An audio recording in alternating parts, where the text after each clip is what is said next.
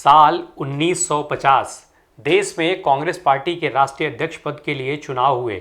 चुनाव में उम्मीदवार थे आचार्य कृपलानी और पुरुषोत्तम दास टंडन। चुनाव के लिए वोट पड़े। पुरुषोत्तम दास टंडन के हिस्से में आए 1306 वोट, जबकि आचार्य कृपलानी के हिस्से में केवल 1092 वोट ही आ सके।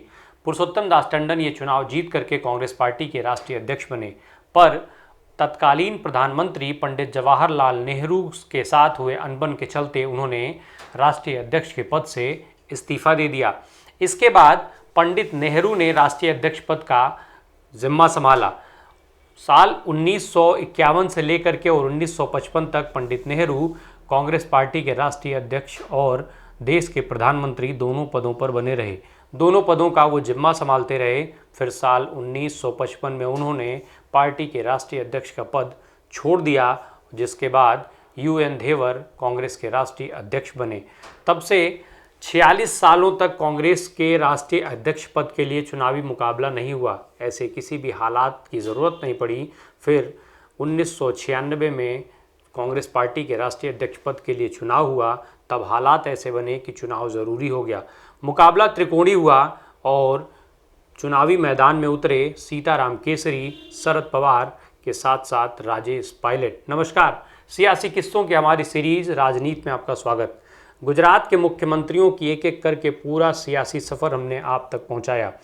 अब इस समय जब कांग्रेस पार्टी के राष्ट्रीय अध्यक्ष को लेकर के देश में गहमा गहमी मची हुई है, तो हम भी कुछ इसमें आपको नई जानकारी देने की कोशिश कर रहे हैं।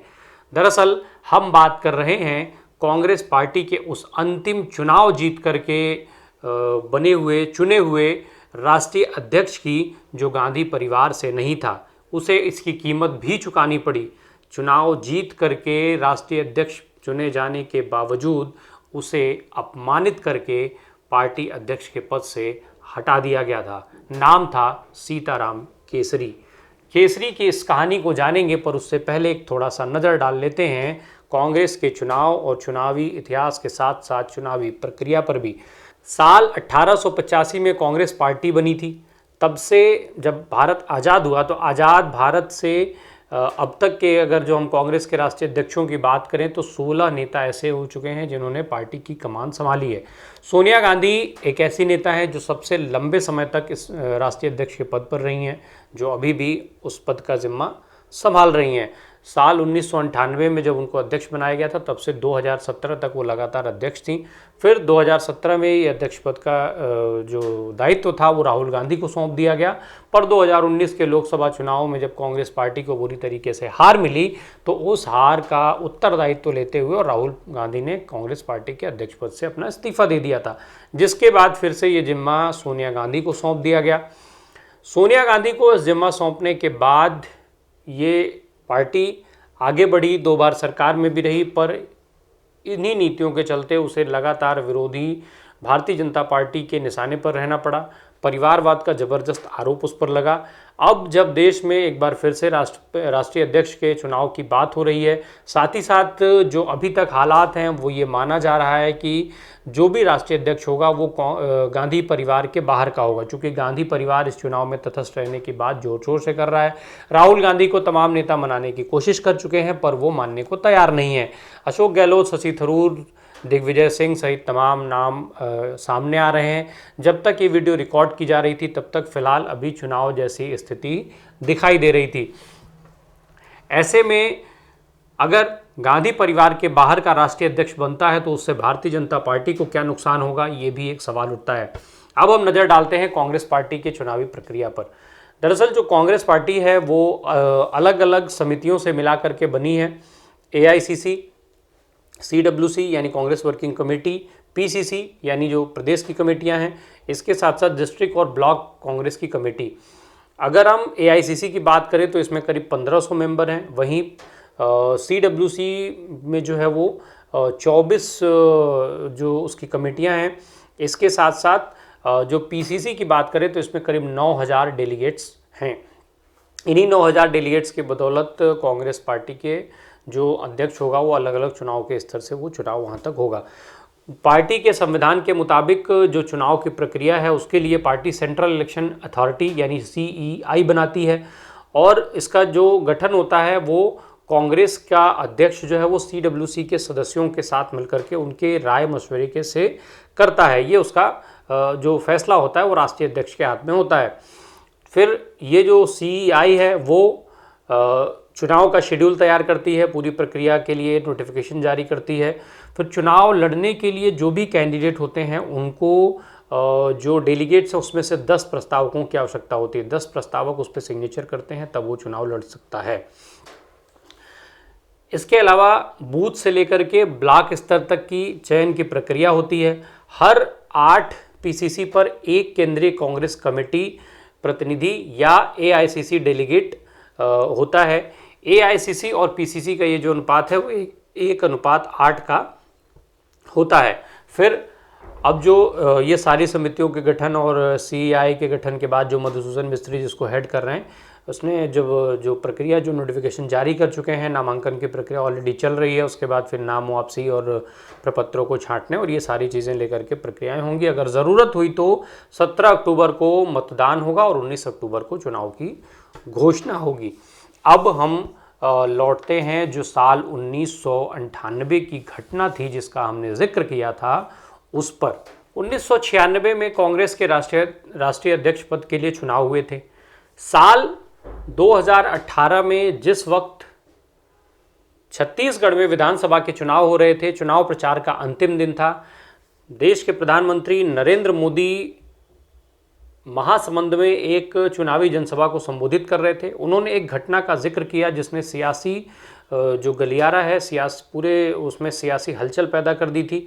नरेंद्र मोदी ने अपने जनसभा के संबोधन में कहा था कि देश को पता है सीताराम केसरी दलित पीड़ित शोषित समाज से आए हुए व्यक्ति को पार्टी के अध्यक्ष पद से कैसे हटाया गया, कैसे बाथरूम में बंद कर दिया गया, कैसे दरवाजे से हटाकर उठाकर फुटपाथ पर फेंक दिया गया था और मैडम सोनिया जी को बैठा दिया गया था।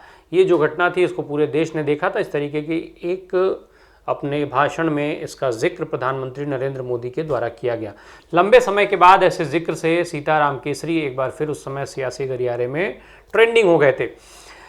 सीताराम केसरी के बारे में जो बातें कही जाती हैं, दरअसल सीताराम केसरी जिस समय अध्यक्ष बने थे उस समय वो बहुत ज़्यादा कांग्रेस में लोकप्रिय नहीं थे। इसके बावजूद भी वो अध्यक्ष पद का चुनाव जीते थे। चुनाव जीत करके वो अध्यक्ष हुए थे।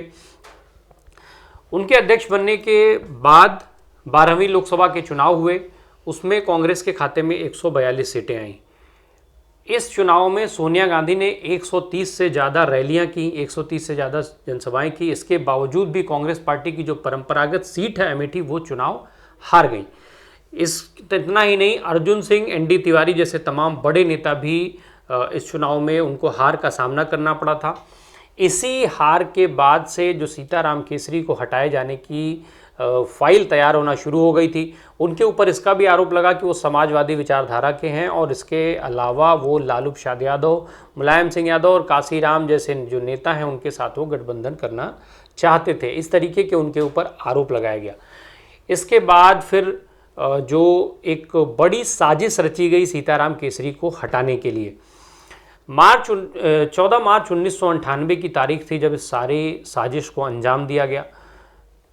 और ये जो पूरी साजिश थी वो प्रणब मुखर्जी के तालकटोरा रोड स्थित आवास पर रची गई थी। जो उस समय के तमाम बड़े नेता थे, जो सवर्ण थे, वो सीताराम केसरी को राष्ट्रीय अध्यक्ष पद पर पचा नहीं पा रहे थे। वो उनको अपना नेता ही नहीं मानते थे। दरअसल इस पूरे जो साजिश थी इसमें सबसे बड़ी, सबसे अहम भूमिका मानी जाती है, जैसा कि तमाम मीडिया रिपोर्ट्स को पढ़ने से पता चलता है कि वो प्रणब मुखर्जी की थी। और प्रणब मुखर्जी का साथ दिया था उसमें राजेश पायलट, शरद पवार, अर्जुन सिंह जैसे तमाम जो बड़े नेता थे उन्होंने उसमें उनका साथ दिया, जिसके बदौलत इस साजिश को सफल बनाया जा सका। दरअसल प्रणब मुखर्जी ने सोनिया गांधी को राष्ट्रीय अध्यक्ष पद पर बैठाने के लिए पार्टी के कानून में बदलाव किया। उन्होंने कानून में बदलाव करके सुनिश्चित किया कि किस तरीके से उनको पार्टी का नेता बनाया जा सके। प्रणब मुखर्जी ने एक कानून में एक बदलाव किया। वो बदलाव जो था वो ये था कि पार्टी का नेता जो है वो संसदीय दल का नेता हो सकता है, चाहे वो लोकसभा या राज्यसभा का सदस्य हो या न हो। इस बदलाव के बाद सोनिया गांधी के राष्ट्रीय अध्यक्ष बनाए जाने के रास्ते खुल गए। फिर सीडब्ल्यूसी की बैठक हुई 14 मार्च को, जिसमें सीडब्ल्यूसी के 13 नेताओं ने भाग लिया और फिर इनको सीताराम केसरी को हटाए जाने की प्रक्रिया को अंजाम दिया गया।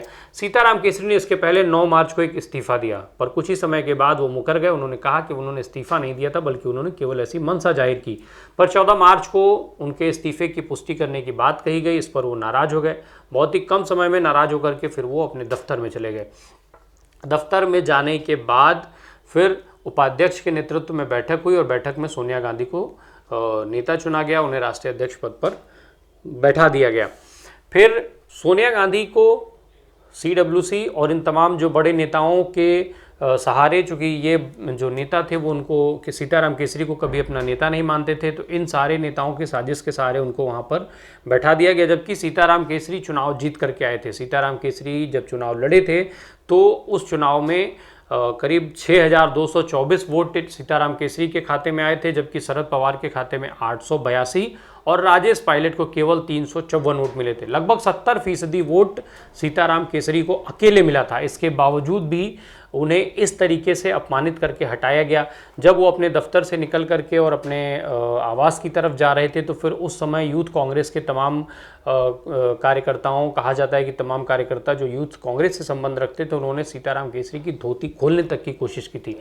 इस तरीके से अपमानित करके उनको राष्ट्रीय अध्यक्ष के पद से हटा दिया गया था। सीताराम केसरी लंबे अनुभव वाले नेता थे। 13 साल की उम्र में राजनीति में सक्रिय हो गए थे। 1930 से 1942 तक वो स्वतंत्रता संग्राम में उन्होंने हिस्सा लिया, जिसके चलते उन्हें कई बार जेल जाना पड़ा था। बाद में फिर वो बिहार कांग्रेस समिति के अध्यक्ष बने, कांग्रेस पार्टी के कोषाध्यक्ष बने, कई बार लोकसभा और राज्यसभा के वो सदस्य रहे।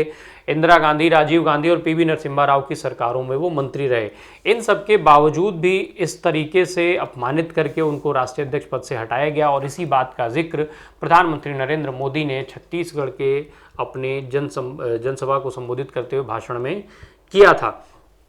हालांकि बार बार ये कहा जाता था कि सीताराम केसरी दलित थे, जबकि जो तमाम रिपोर्ट्स हैं उसके आधार पर वो दलित नहीं थे, बल्कि वो पिछड़ी जात से संबंध रखते थे और बेसिकली वो बिहार के तेली समुदाय से आते थे। लंबे समय के बाद चुनाव प्रक्रिया की स्थिति बनी थी। फिर ऐसी ही कुछ प्रक्रिया साल 2000 में तब बनी जब सोनिया गांधी को राष्ट्रीय अध्यक्ष बनाया जाना था, पर उस समय चुनाव इसलिए ज़रूरी हो गया कि एक अन्य उम्मीदवार उनके सामने चुनाव मैदान में खड़ा हो गया। ये उम्मीदवार थे जतिन प्रसाद के पिता जितेंद्र प्रसाद। पर इस चुनाव की बात कभी और। फिलहाल इस अंक में इतना ही। बने रहिए हमारे साथ। धन्यवाद।